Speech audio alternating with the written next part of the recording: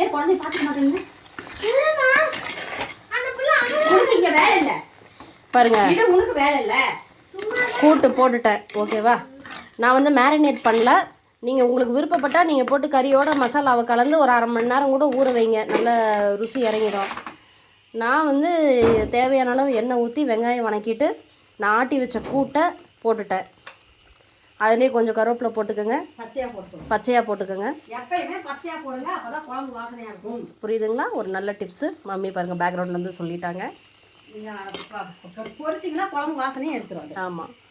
So நீங்கள் பொரிக்காதீங்க, கருவேப்பிலையை பச்சையாக போட்டுக்கோங்க. கொஞ்சம் அந்த எண்ணெயோட மசாலா நல்லா கலந்து எண்ணெய் பிரிஞ்சு வரட்டும். நாம் அப்போ வந்து கறியை சேர்த்துக்கலாம்.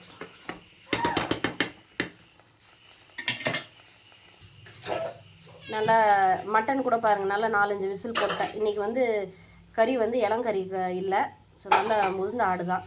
அதனால் ஒரு 4-5 விசில் வச்சு கறி வந்து ரெடியாக இருக்குது. பாருங்கள் நல்லா மசாலா வந்து எண்ணெயோட சேர்ந்து வருது பார்த்திங்களா. நீங்கள் இந்த இது சிட்டி சைடு செய்கிற மாதிரி சும்மா லெமன் புழிஞ்சு விட்றது, இந்த தயிரை போடுறது, அந்த மாதிரி வேலைலாம் பண்ணிடாதீங்க தயவு செஞ்சு. நம்ம என்ன கூட்டு ஆட்டியிருக்கோமோ அதுதான் அந்த ஆட்டுக்கறிக்கு ருசி. நான் சொன்ன மாதிரி இதெல்லாம் எங்கள் பாட்டி காலத்தில் வந்து கூட்டி அரைச்சி தான் செய்யும் எங்கள் அம்மாயி. அதனால் அந்த மாதிரி ஸ்டைலில் தான் இப்போ நம்ம செஞ்சிட்ருக்கோம். அதனால் நீங்கள் வந்து சிட்டி சைடு சொல்கிறாங்க, இந்த ஹிந்திக்காரங்க சொல்கிறாங்க, அந்த டிப்ஸ் எல்லாம் நீங்கள் மைண்டில் வச்சுட்டு கொஞ்சம் லெமன் புழிஞ்சு விடுறது, இந்த தயிரை சேர்க்குறது, அதெல்லாம் டேஸ்ட் மாறிடும். நீங்கள் வந்து சிம்பிளாக பாரு ஆட்டாங்கல்ல கூட்டு அரைச்சி ஒரு மட்டன் குழம்பு ருசியாக நல்லா எண்ணெய் மிதந்து வந்துருச்சு.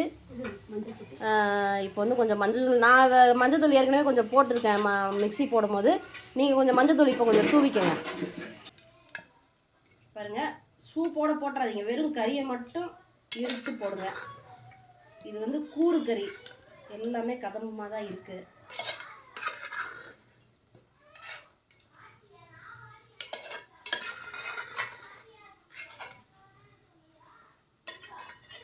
சூப் வந்து லாஸ்ட்டில் ஊற்றிக்கலாம், ஃபஸ்ட்டு கறியை மட்டும் இறுத்து போட்டுருங்க.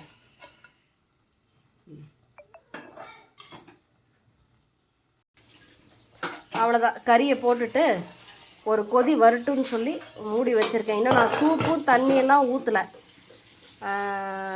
ஸோ இது செஞ்சு பாருங்கள், உங்கள் வீட்டில் உங்களுக்கு எந்தளவுக்கு இந்த டேஸ்ட்டு பிடிக்குதுன்றது சொல்லுங்கள். வேறு என்ன உங்களுக்கு என்ன ஐட்டம் செஞ்சு காட்டணும் அப்படின்றது சொல்லுங்கள். ஏன்னா நம்ம வீட்டில் ஒரு மாதிரி ஒரு டேஸ்ட்டில் செய்வோம். அது அம்மா செஞ்சாலே அவங்க அம்மா செஞ்சால் அது வந்து தேவாமிர்தம் இல்லையா. எங்கள் வீட்டில் எங்கள் அம்மா ஒரு ஸ்டைலில் செய்வாங்க. ஸோ அதை ஃபாலோ பண்ணி எங்கள் பாட்டி செஞ்சதை எங்கள் அம்மா செஞ்சது எல்லாத்தையும் ஒரு குழப்பி ஒரு ஐட்டமாக தான் நான் செய்வேன்.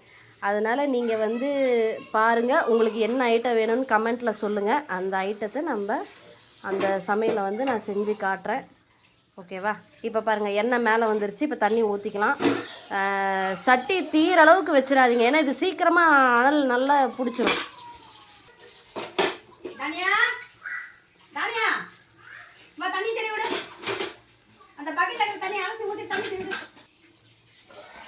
தண்ணி ஊற்றிட்டேன், குழம்பு கொதிக்கிட்டோம்.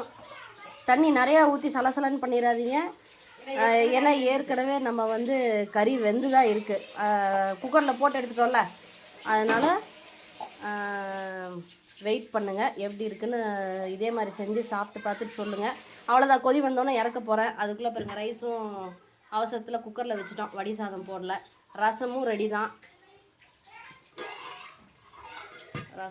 தான், ஸோ எல்லாமே ரெடியாக இருக்குது. நீங்களும் இந்த மாதிரி செஞ்சு சாப்பிட்டு பாருங்கள்.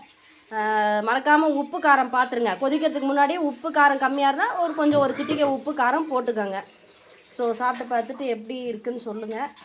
வேறு என்ன சமையல் செஞ்சு காட்டணும்னு சொல்லுங்கள். அந்த ஐட்டத்தை நெக்ஸ்ட் வீக் செஞ்சு காட்டிடுறோம். ஓகே, பாய்.